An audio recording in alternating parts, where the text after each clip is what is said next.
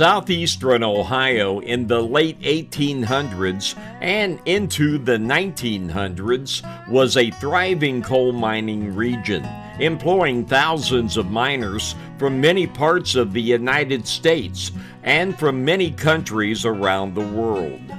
This mixing of cultures is an important heritage for Southeastern Ohio today.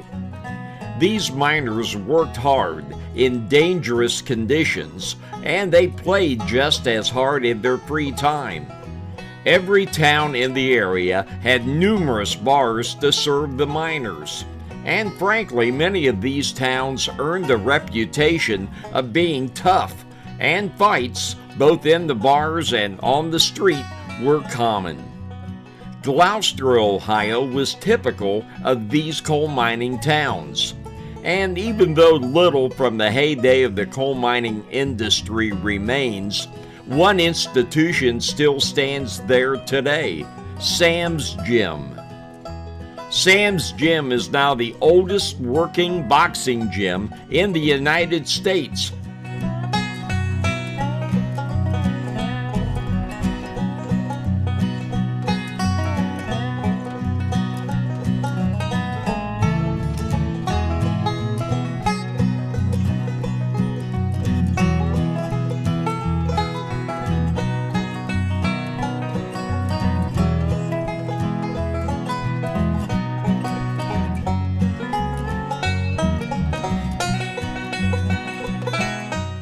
My name's Sam Jones. This is the coach of the Glouster Athletic Club.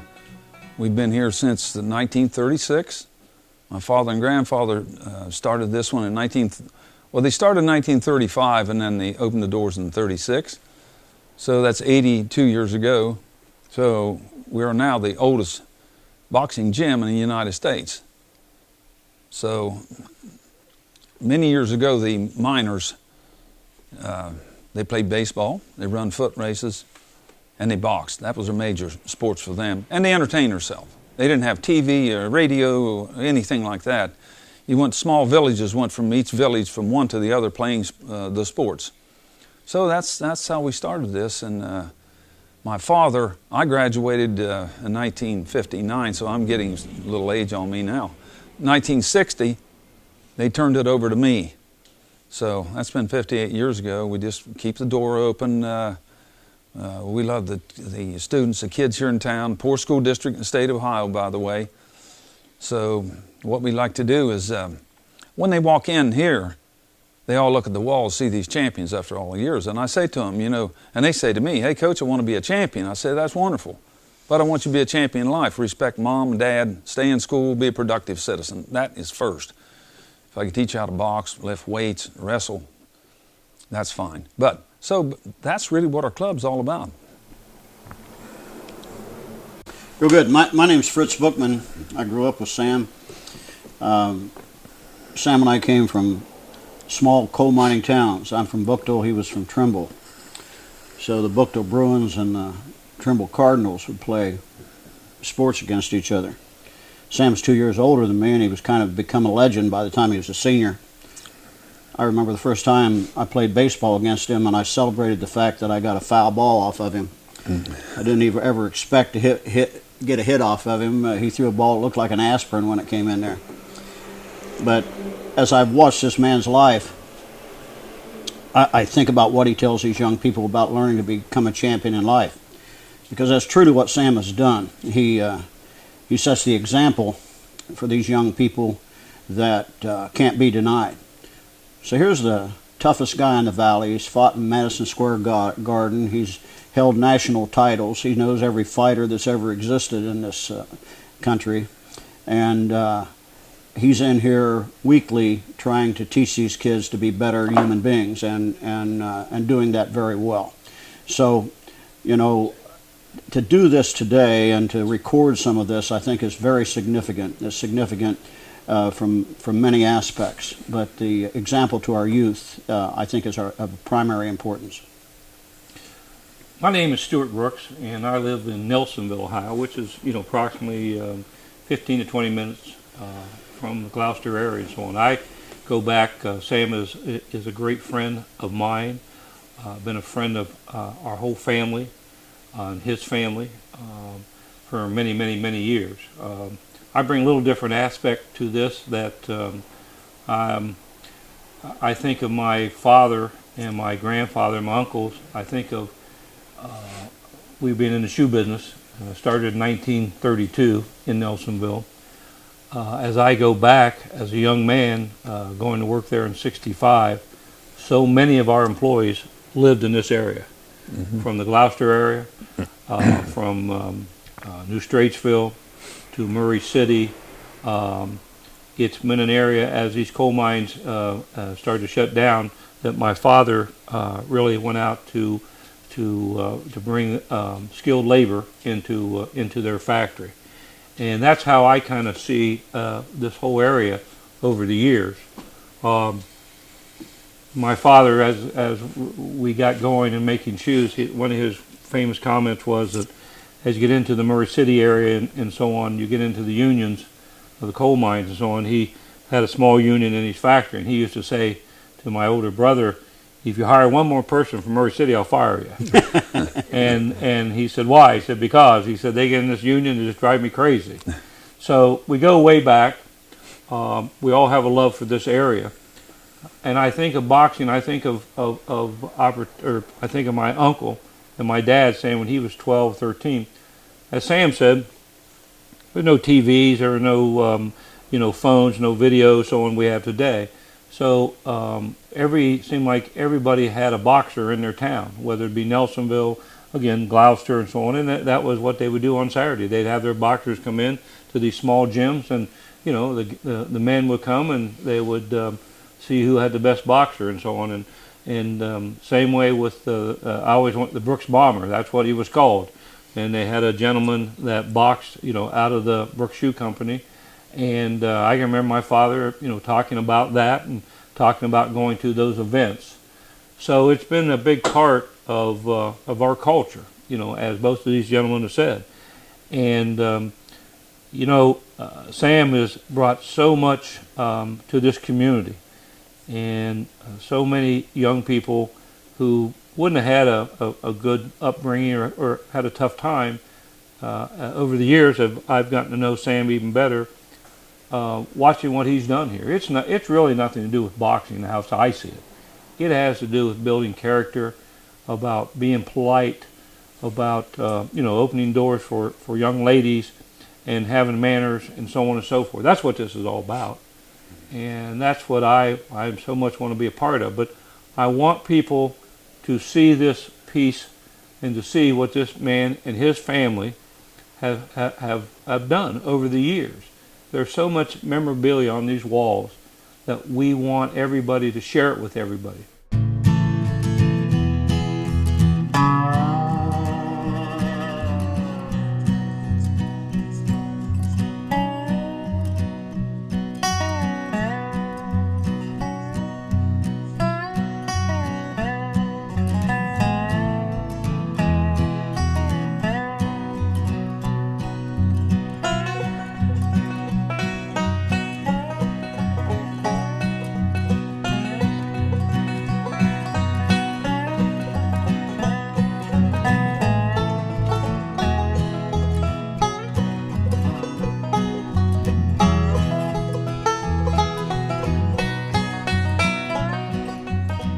In the middle, Sugar Ray Leonard. Oh, yeah. He was Olympic champion and also was a professional champion for many years.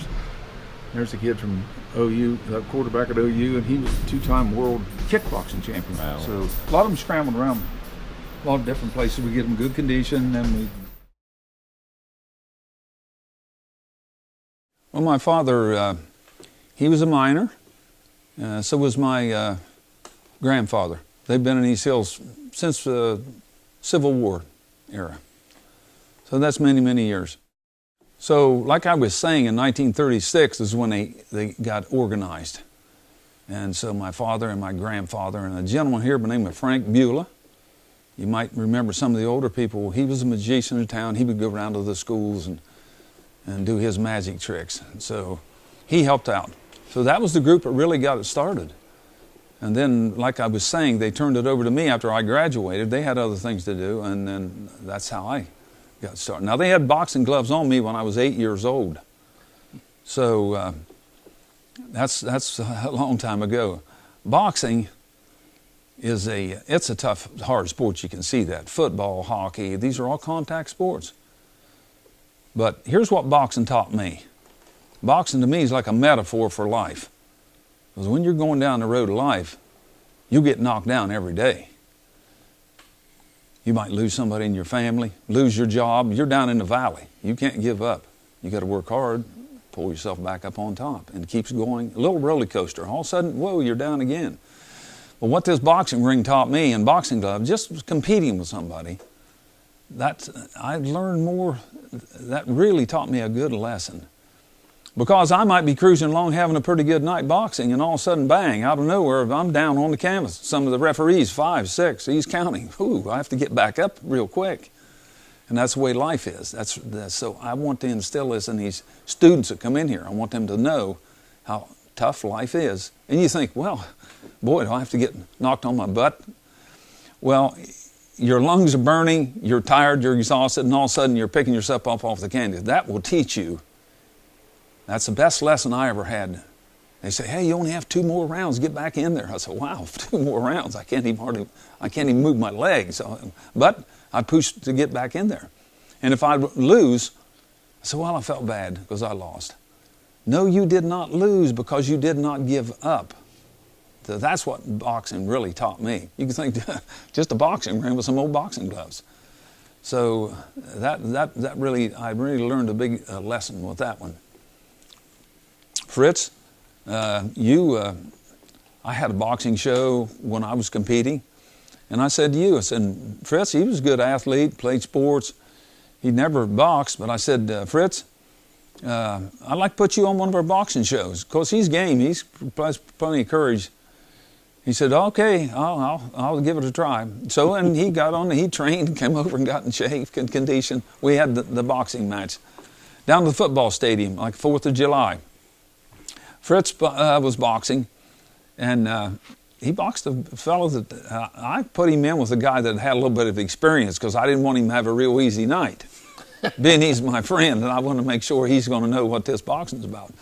So this guy had some experience. He jabbed and moved around and hit Fritz with a bunch of punches the first round, and then the second round, Fritz, being a cowboy he kind of cornered this fella and got him in the corner of the ring, and he wouldn't let him out. I thought maybe you start thinking about wrestling one of them steers that you wrestle on the farm. But Fritz got him in the corner, and then Fritz throwed a bunch of punches. Anyways, when it was over, Fritz beat him on a decision. And he told me after this was over, he said, that's the hardest thing I've ever done, because when that bell rings, you're out there 3 minutes. I love all sports. I played every sport, basketball, baseball, football. When I was playing football, I was a quarterback happened to be on the team. If we didn't like what was going on, we could change the play up. Call timeout and talk it over with the coach. Or if we might double team somebody or trap them. But at least we could get a rest. When that bell rings, you have 3 minutes and you're out there all by yourself. You don't have any help. It's just up to you. Get back to what I was saying. That's just what life's all about. When you get out and start down the road of life, you're out there by yourself. You got to work hard. You can't rely on everybody to take care of you and your family. So Fritz had his boxing match. Fritz, what do you think about the fact that your friend here threw you in a boxing match in front of all those people screaming and this guy punching you in the face? What's your answer to that? All I remember is I told Sam I'd like to learn a little bit more about self-defense. I was traveling a lot then, and finding myself in some neighborhoods that were a little questionable, and I was concerned that I didn't know enough self-defense. So I mentioned to Sam I'd like to learn that. So Sam was running the bar here in town, and he would pick his liquor up in Athens in Nelsonville on Fridays. So I would be on the road, and I would come in there Thursday night, and then we would train in the backyard. I didn't have any idea what I was letting myself in for.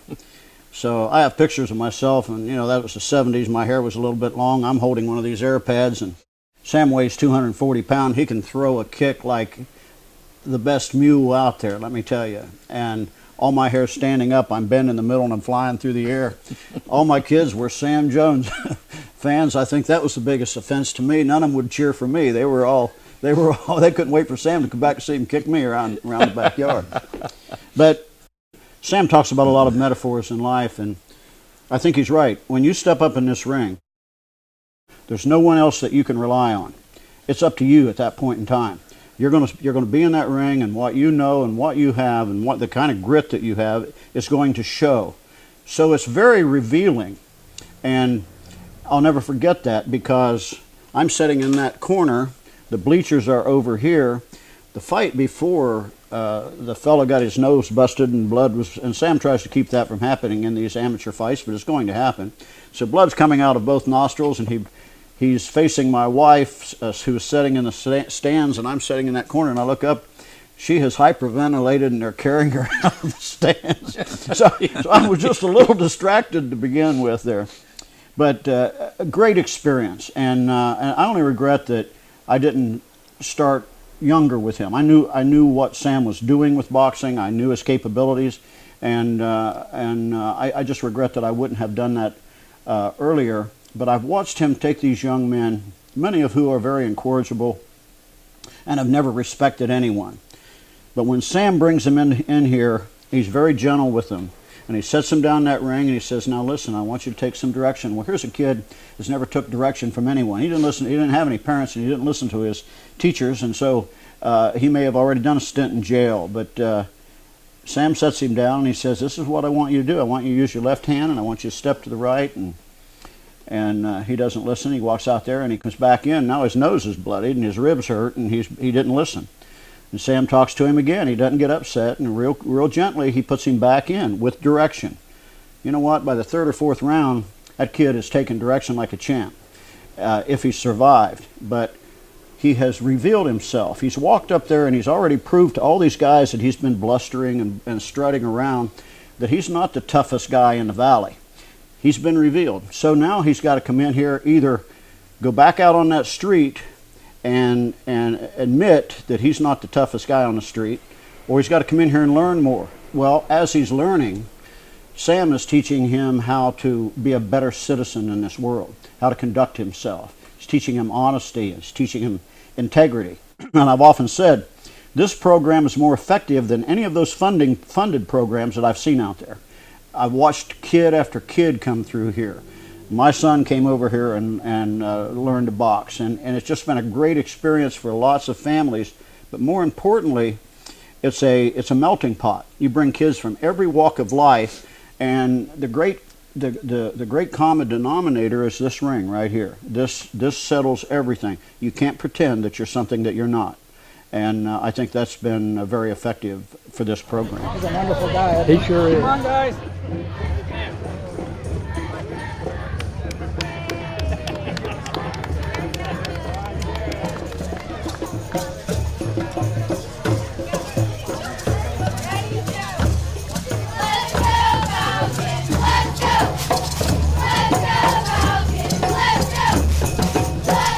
Without further ado, I would like to give our second Little City Spirit Award to Mr. Sam Jones.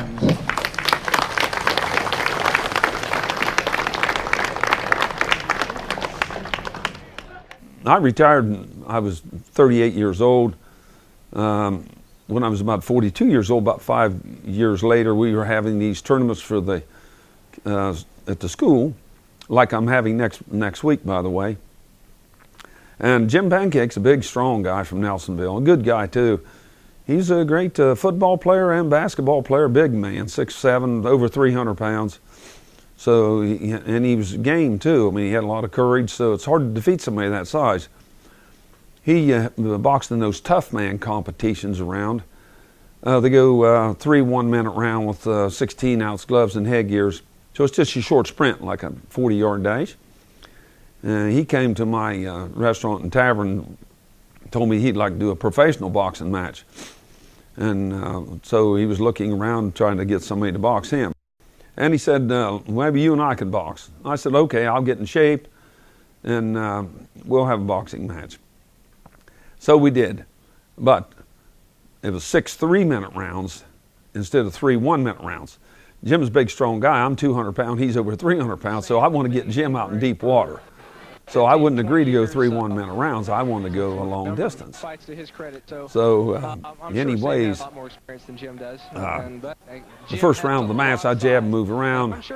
Jim's big, strong. He's, just rolling in there. So I told him later on, I said, I just ran and stopped, and when you got tired, I'd run back and hit you, tapped you on the nose, I told him. But it was we had a lot of hard exchanges, and he just got really exhausted in the third round because he wasn't used to going that long rounds like that. He got tired.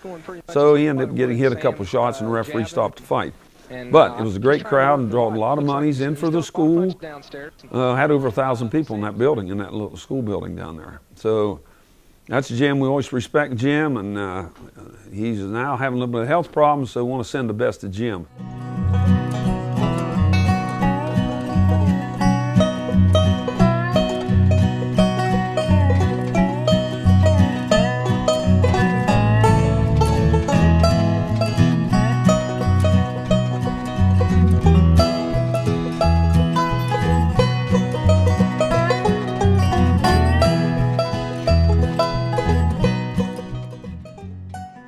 I'm Dave Owen. I'm the current board president of Trimble Local School Districts.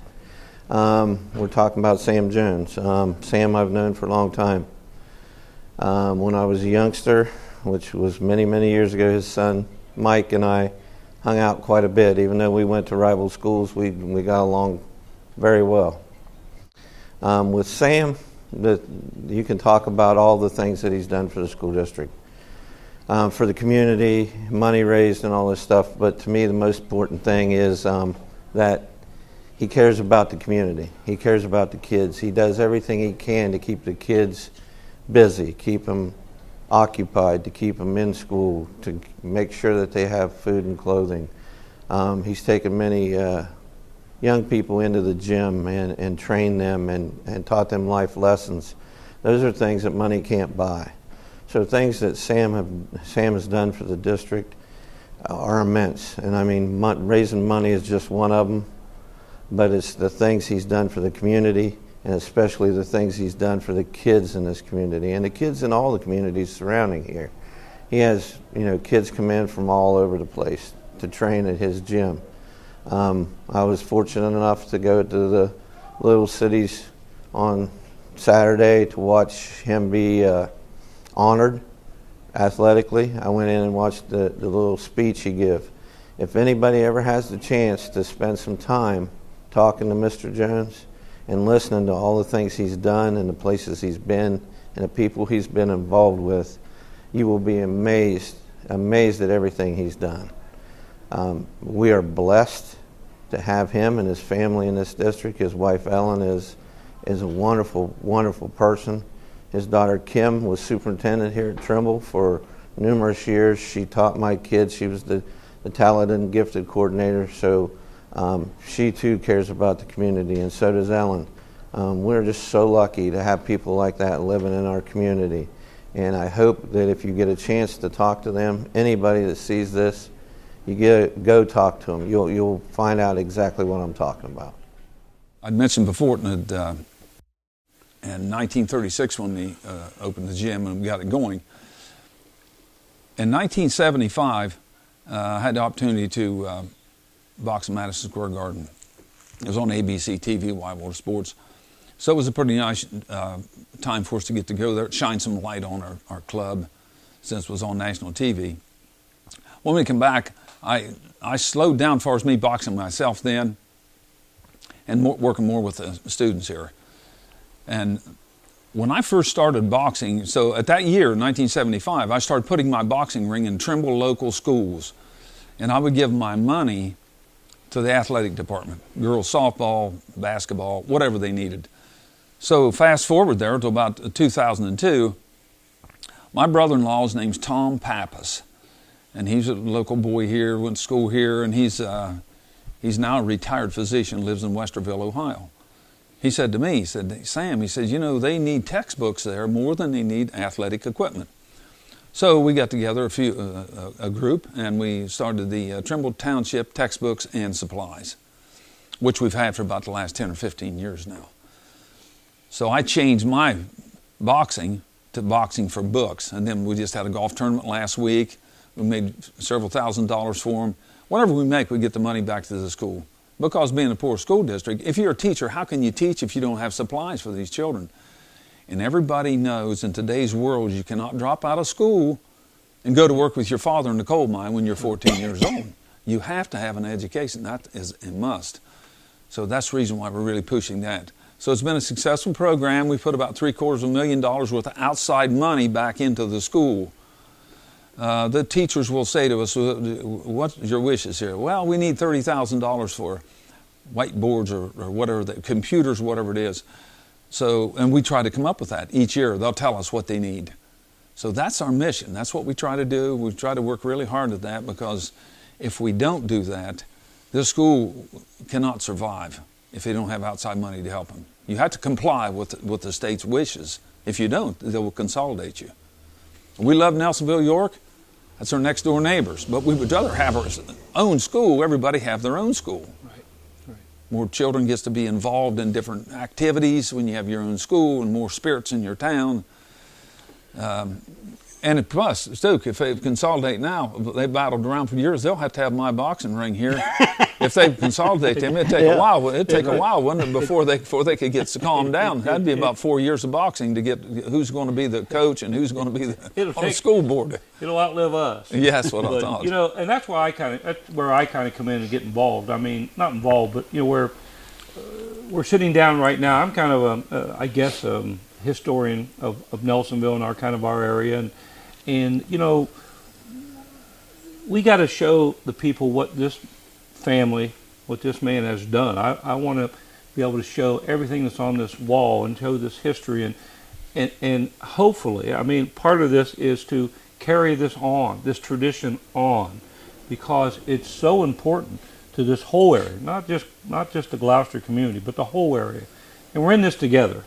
You know, we're in Athens County, and you know, it's like I said, we're in you know, one of the poorest, you know, areas, and it's not a lack of trying. You know, we've really got knocked down, as you say, knocked down out of the coal business, knocked down out of the shoe business, knocked down out of a lot of things that we had no control over. But you know, what Sam has shown us is just to get involved. And we as a family, the Bookmans as a family, we all are in here to try to make this a place that's better for our young youth. And you're 100% right. You have to have an education. You have to have an education. Absolutely. We're so fortunate to have, like Hocking College, again, in our area, to educate these young people and have an opportunity. You have to have an opportunity. And so that's the reason we're here, is to show everybody what this family has done, and to continue this right on through, you know, our lifetime, and to be able to help with these needs. You know, other than just putting our hand out or looking for money. You know, that's the easy part, or looking for the taxpayers and so on and so forth. And we have to keep going. So that's the reason I'm sitting here, is with these two gentlemen. I'm surely not into boxing, but I'm into what I've seen results, what he has done with this particular boxing, you know, arena. Sam, you talked about boxing for books. How many years did you do Friday Night at the Fights at Ohio University? Talk a little bit about that. Yeah, so we started that. It was a nice program for the sports administration program at OU. We take the boxing ring down there. We started that in 1973, that many years ago. Wow. And so I would go down there in the spring, and I would pick out about 60, well, they would sign up.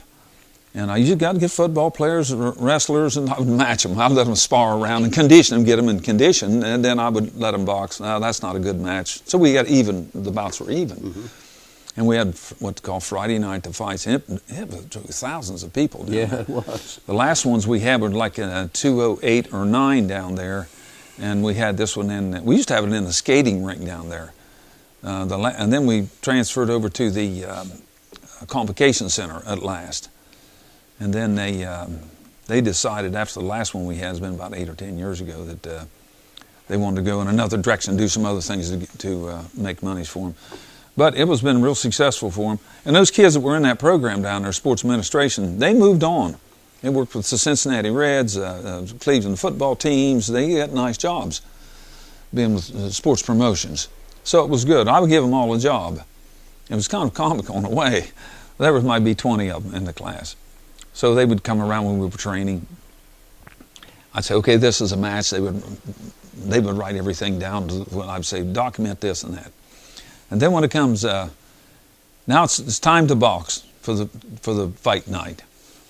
So I'd say, okay, we have everything in place. All the matches are made. All the sponsors from uptown, everything's there. I said, give me a show of hands. What I'm doing now is tomorrow evening I'll be bringing my truck down here with a trailer and pulling a big boxing ring in the convocation center. And what I'm going to need is, I'm going to need somebody to help me. It takes about 3 hours to bolt that together. It's all made out of steel. It's a lot of work to do that. So give me a show of hands. There was 20 there, and I think I might have had 2 hands come up. Because I said, well, I don't see too many hands going in there, so what I'm going to do is this. This is mandatory. Everybody in this room has to be over there tomorrow evening to the convocation center. Because let me tell you something here. When you start down the road of life, your first job might not be the CEO. I want you to know what's going to take to put grease on your hands, because you'll have to have crescent wrenches, you'll have oil cans, you're going to put this ring up. And boy, they didn't want, but they came over there. And when it was over, especially the girls too, they would just get right in there. And they said, we've never done anything like this in our whole life, as far as a mechanic type, never been around a secretary type work, but they were happy to get in there. So it taught them something else, you know what I mean? And to let you know that your first job, you're not the CEO. Sure. You have to take orders. Hey, let's go. I don't like that job, so I don't think I'm coming. But I made them come anyway. So that was and almost every year, that's what I would use that one, because I want them to know that. And they would call me back later, too, and say, boy, Coach, another life's lesson. Boy, I remember that one. Gee whiz. It was lifting, carrying those boards in on my shoulder and putting that ring up. We were talking the other day about when we started this club in 1936, my father and my grandfather, boxing for all those years. And then fast forward to 1968, there was a gentleman named Dr. Mong Ji. He came, he was a professor, came to Ohio University. And he's from Burma, and they had the Burmese martial arts. So I went down and started training with him, because we knew straight boxing, but we didn't know it was kickboxing and self-defense. So he was a nice man, so I started training down there with him, and they would come here and train our club. There's another gentleman there named Dale Miner. He was one of his students. He's a professor at the university in later years, which now lives in Mexico. He has a self-defense club and is retired from the university and lives in Mexico. Dr. G retired about 15 years ago, and he lives in Atlanta, Georgia, has a couple of daughters living down in that area. So we, over the years, I had a boxing ring in the Western style boxing. So Dr. G in the early 70s, he said, well, I'd like to have what's called the Friday night fights, put the students together and let them box. So he started that, so I helped him with that one. And that continued many years up until 2000, maybe 2008 or 10, we had the last one in the Convocation Center. Also, back through the 70s, we had OU had a regular boxing team. So Doc G and I would take those students, and we traveled around to go to New York, Philadelphia, and they had really a good team there for about 10 years. They won a national championship 2 or 3 times.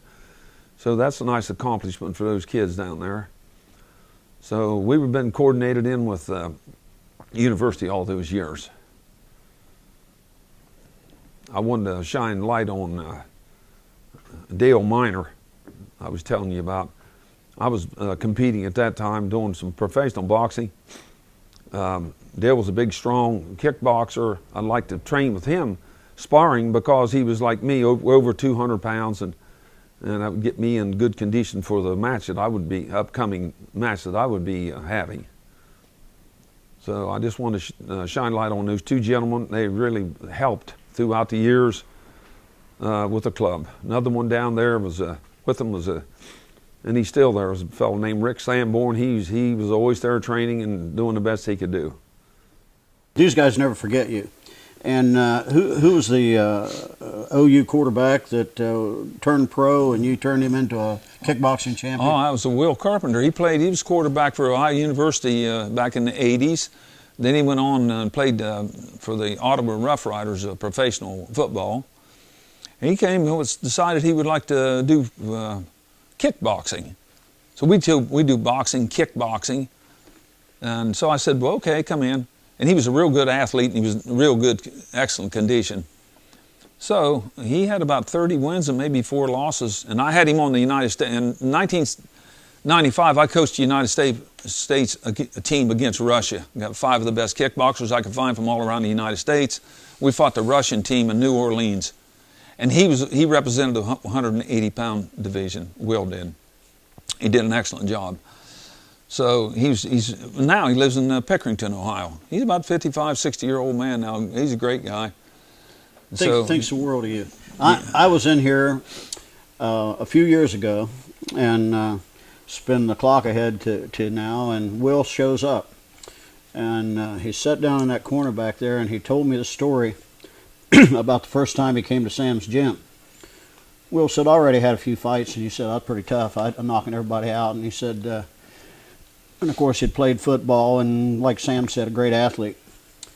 So he said, he came in here, and Sam says, okay. He said, we'll get you started. He says, first thing I'd like you to do is get in front of that mirror there and do a little shadow boxing. And Will said, I'm a fighter. Hell, I'm not. I don't shadow box. I'm a fighter. Sam said, oh, you're a fighter, huh? So he said, Will said, I look up there, and he's up in the ring, and he said he's wrapping his hands. And I thought, what in the hell's that old man doing? Of course, Sam was old as far as Will was concerned back then. So he said, come on, get your hands wrapped, and we'll spar a little bit. He said, I don't really want to spar, but he said, I got up there, and I got my hands ready. So I said, when I went home that night, both eyes were closed, and my lip was, I couldn't hardly talk out of one side of my mouth. And my girlfriend said, what in the world happened to you? He said, I ran into an old man. That's what happened to me. But he said from that point forward, he knew who could teach him. And that takes me back to the point that I was making about those guys who, they are tough, and they know they're tough. But when you reach someone of this caliber, you understand that toughness is an issue of degree. And for Will, he became a very productive citizen. He's done well with his life. Had a few health problems, but respects Sam totally, and all those guys do. All those guys that fought for him when they were in college, I guarantee you, remember who Sam Jones is. It doesn't matter what they've accomplished in life, where they've gone since, they remember Sam Jones, because that's an aspect of their background that is totally unique and different. Will, when I see him, we tease about this day. He was a running back, he was a great player. And what do we do in football? Running back, bang, we hit the hole 90 miles an hour. So, I'm sorry, I thought he was quarterback. I didn't. Well, he was quarterback, but he was also halfback too. He would switch up. Yeah, he was a good player. So, when he put the gloves on, he just came at me 90 miles an hour. Well, you know how the bullfighter fights the bull. That's what I was trying to say to him. I want to teach you footwork. You have to have footwork. So here's a line, you can hit me. Over here, you can't hit me. So we do slipping drills and move, footwork, step, pivot, called turning the wheel. We pivot around to get away from our opponent. Just like the bullfighter fights the bull. So here comes Will, 90 miles an hour right me. He was upset, I think, because I said to him, get in the ring. And so he'd just come running right over 90 miles an hour. I'd just slip over here. He'd just run right by me. So he'd get rolling. He'd come. I told him later, I said, we could turn the fans off in the building. He's swinging those big wild haymakers, just swinging. So I just move, make him miss, and then I would clinch with him, and I'd lay all my weight on him. He'd just pick me up and carry me around like a sack of feed. So he's burning his energy is what he's doing. So we got into the second round, and he got so tired he couldn't even hold up his hands. So I tapped him on the nose a couple of times. When it's over, he said, I can't believe that you move around and defeat me like that. I said, listen, Will, here's what happened. I didn't beat you at all, you beat yourself. I just took off running around the ring fast as I could run, and I'd look over my shoulder once in a while. And when I see you getting tired and you couldn't move your arms, so I just run back and went, tapped you on the nose. That's all it was to it. You beat yourself. Tell me, okay, old timer, he says. There's been many students came through over the years. I mean, great kids, and we love them all. But one, he's been with me for 20 years. Brian Kamichis, and he stepped out. Most of the kids here, which I want them to do, they'll box in amateur shows, and which helps out the school. But he had enough ability, and he was good enough. I stepped him to the next level. He wanted to be a professional fighter. So after he had a good amateur record, won the Golden Gloves and Tri-State Golden Gloves a couple of years, I said, okay, now you're good enough now that I'll take you up to the next level. So I turned pro. He's like 21 wins and 4 losses as a professional boxer. So I've had him around different parts of the United States boxing. He's been on ESPN and Showtime, and I've had him in Canada and also in Mexico. He boxed the current world champion now. It's a fellow by the name of Canelo. He's a Mexican champion. So Brian's been a real good ambassador for our club. And he's about 40 years old now. So I'm not interested in him boxing anymore. He's dedicated to the gym, though. So if comes some illness where I can't continue to come here, he can take this over and continue doing this because it's a good program. I mean, it's helped the kids out all these years. 82 years is a long time. So, and he's the one that have the drive that will continue doing that. Yeah. So that's I just want to shine a little bit light on Brian there. There's been so many great fighters come out of here. These kids have done a good job. I've had them come from West Virginia. I had some nice kids from West Virginia come over here. One guy, Gary Wolf, he has we got him a ring. I had an old ring, I give it to Gary, and he was West Virginia state champion. He was really a good boxer. And he has working with the students over there with the club. Another one, Mike Shepard. He's a current West Virginia state champion now. He's doing the same thing. So that's what we try to do, is have the programs, move them out into different, we moved out of state with them, West Virginia, Pennsylvania. We try to help anybody because they're good programs. But anyway, we get Brian to do that. I'm sure he could continue this program. So I just wanted to shine a light on Brian there to let you know how good of an ambassador he's been for our club here. Now I have this. Right now we have a ISKA, International Karate Association. Their champion is the world champion lives in Kentucky, Louisville, Kentucky. So I have a kid named Chad Blevins. He lives in Marysville, Ohio. He drives all the way down here from Marysville to train. Every week. Yes, he's been here 15 or 20 years, and he's the current North American champion. He won that last year. So I'm setting up a match for him in Kentucky to see if he can get a chance at the world title. So we're coming out of the amateurs, which 99% of the kids are here. But once in a while, there'll be some of the little bit extra. They move to that next level. And when they do, like Brian and some of the others that I was talking to you about, we try to move them out. I don't want them to go up there and be a pro unless they're really, really good, have good conditioning and good ability, because you know that's a different game with pro. You're not going 3 2-minute rounds. You got small gloves, long rounds. It's just a different game. You're boxing for money. So that's not what we're geared into, though. Like again, I want to say that what we're geared into is amateur boxing for kids. That's what we try to do, to keep them off the street, respect mom and dad, like we said before. So that's basically what we're doing.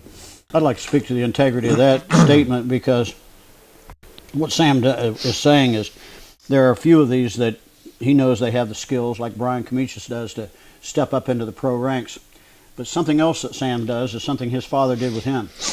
He doesn't encourage them to stay there. Too many gyms will use these people up until they're punched out and not functioning well. Sam discourages that from day one, and I have great deal of respect for that. I had the honor of going with Sam and Brian to Montreal So we get there and we fight in a big casino, and we're fighting the national champion, the Olympic champion. He's a national hero. And when we pull up in front in the bus, I kind of had a sinking feeling because there's a 10-foot statue of him cut out right out in front of the casino. So I kind of knew who the favorite was. And I'm following this guy through the corridor going into the back of this casino. And it's a total different culture there. They don't permit you to yell at your fighter, raise your voice. They're very peculiar in those respects. Sam walks into the back room and 2 or 3 people yell, "Sam Jones, what are you doing up here?" They know him everywhere. The other thing that they do is Sam's skill with wrapping hands is obviously pretty rare, because when you go to a fight with him and you're in the back of any of these, I don't care where you are, these guys are coming after him to wrap hands. He just does it a little bit better. I guess with this many years experience, you just keep getting better and better. And the other thing is, I think he's good because of those hands of his. If you look at him, the concussion blows that he has thrown has broken the bones in those hands so many times. I think he had to be excellent at wrapping his own hands in order to survive in the fight game. Well, you know, Fritz, we were talking a little bit ago about, we've talked about Sam's, ability as the boxing and what he's done, but why don't you step in a little bit and talk a little bit about, just your real job back when, we all had to, work a little bit and provide for a family. You've surely done that, but kind of in the old business with, your dad's bar and so on, maybe talk a little bit about that. Right. My family had a tavern in Jacksonville. My grandfather, he played some professional baseball, and his name was Sam Witham. So I was raised there in the tavern business. When I got out of school, I was an iron worker for about 6 or 7 years. Had an accident, and so while I'm getting over that, I knew how to run a tavern because I was raised around one. I told my wife, I said, "Well, we'll buy a tavern." Her mother and father came from Greece, and they opened a tavern in 1934. My family had the tavern from 1940 in Jacksonville. Wow. So we were both raised around the restaurant and tavern business. So we knew how to run one, but we didn't want to do it because it's late hours, it's long. So we went. So I said, "We'll buy the tavern, and then we'll stay 10 years. Our children will be raised, and then we'll sell it." Well, that went on to about 30 years. 1 year after next year, it kept going and going. So we had the restaurant and tavern business, and then we opened up a men and women's apparel, clothing in the 1970s. We had that for about 15 years. So that's how we went through life making a living. My wife, later on, she went down to OU and worked for the Osteopathic School of Medicine for about 30 years. While she was working, running with the clothing store, she also did that as well.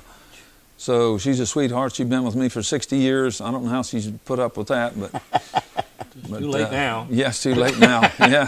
Yeah, that's right. So that's kind of our work history there. That's how we made a living. So where we're doing that, there's no money here. I've never made 1 penny in this gym, not any. Yeah. It takes about $7,000 a year to keep this going. I own the building. I've had the building for about 40 years.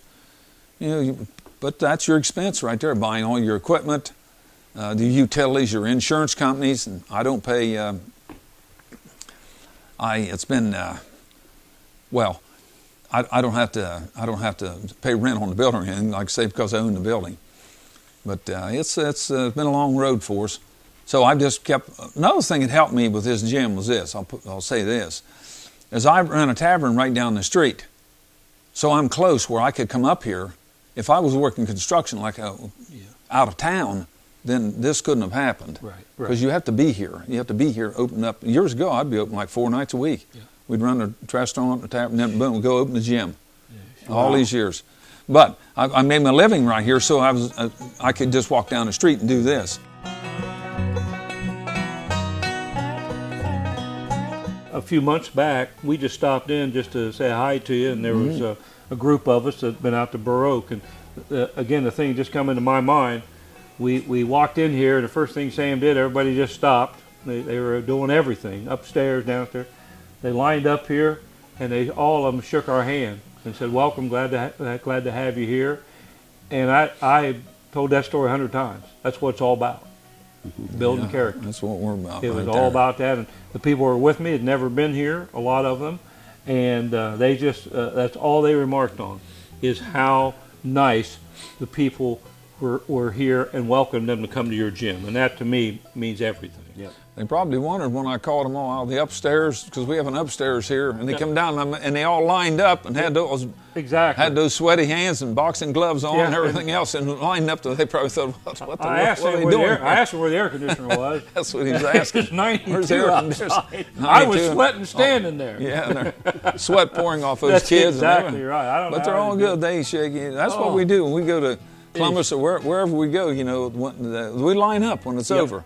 Yeah, and we'll go down and thank the gentleman, the coach, for inviting us to come to where we go to Cleveland, or if we go to Pittsburgh, wherever we go. So we're going to have to show respect. That's what we're all about. It's all about building character. Yes, sir. In this world.